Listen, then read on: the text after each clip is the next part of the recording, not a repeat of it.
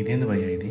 మంచు అమ్ముకునేవాడికి తప్ప ఎవ్వరికి యూజ్ అయ్యేలాగా లేదు అనుకుంటున్నారు, కానీ మనకి తెలియని చాలా వింతలు విశేషాలు ఈ మంచు ద్వీపంలో ఉన్నాయని మీకు తెలుసా?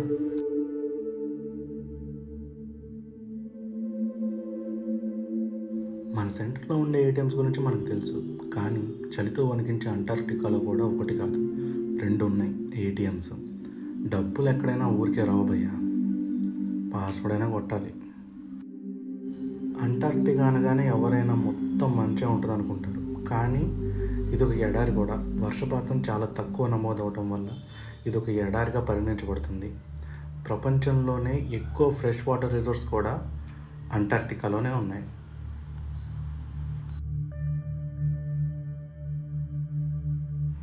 గ్లోబలైజేషన్ తర్వాత ఎవ్వరు ఎక్కడ ఉంటున్నారు అనేది ఎవరికి అర్థం కావట్లేదు, కానీ అంటార్క్టికా మాత్రం ఎవ్వరూ మాది అని చెప్పలేరు. ఎందుకంటే నో కంట్రీ ఓన్స్ అంటార్క్టికా.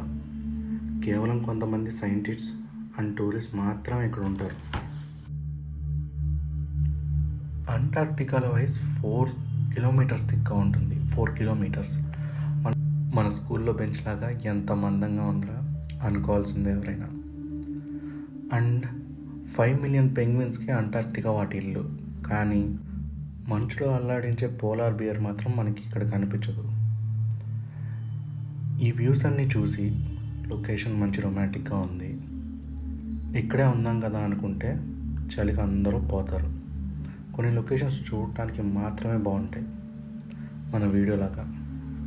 ఇలాంటి వీడియోస్ మీకు ఇంకా కావాలి అంటే ఈ ఛానల్ని సబ్స్క్రైబ్ చేసుకోండి.